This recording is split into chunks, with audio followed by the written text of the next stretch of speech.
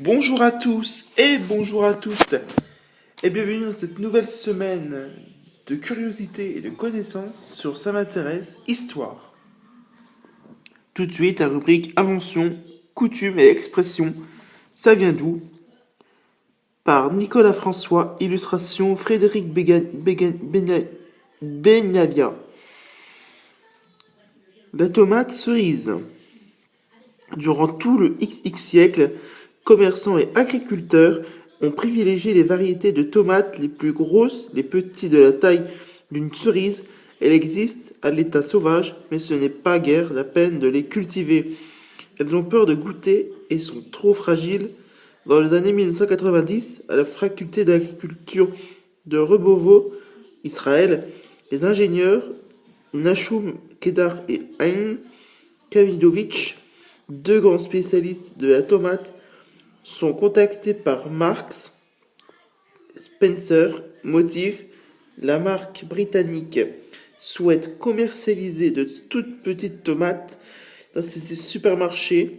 Les chercheurs parviennent à développer un fruit résistant et aussi tomate cerise sur le gâteau, bien plus riche en sucre, idéal pour le grignotage. En 1996, les minuscules fruits arrivent sur les étals et depuis dès que sonne l'heure de l'apéro, entre chips pistaches et cacahuètes, la diététique savoureuse tomate cerise se taille sur une place de choix. Le mojito. En 1586, le corsaire Francis Drake débarque à Cuba et tombe amoureux de ses champs de canne à sucre. À délice de cette plante, il extrait une eau de vie, mais même pour ce vieux loup de mer, c'est un peu fort alors.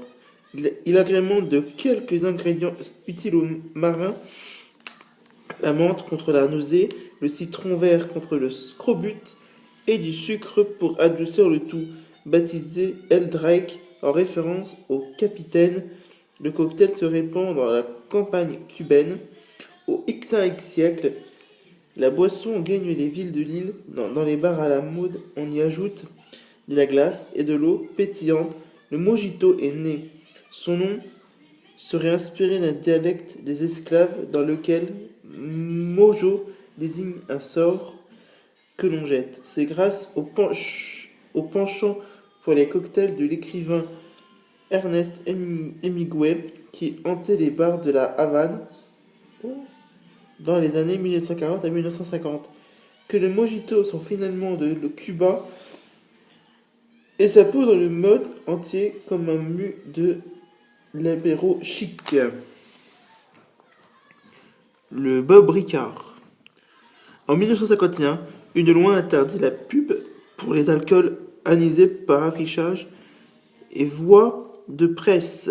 Pour la société Ricard, c'est la tuile. Vite, il faut trouver une solution pour continuer à vendre du pastis. Paul Ricard a eu idée de dénicher de nouveaux clients sur le Tour de France. La marque rejoint la caravane de la Grande Boucle et ses employés distribuent aux spectateurs des cadeaux dont le fameux Bob estampillé Ricard, idéal pour se protéger du soleil et transformer ses supporters en pub ambulant. L'expression chin-chin.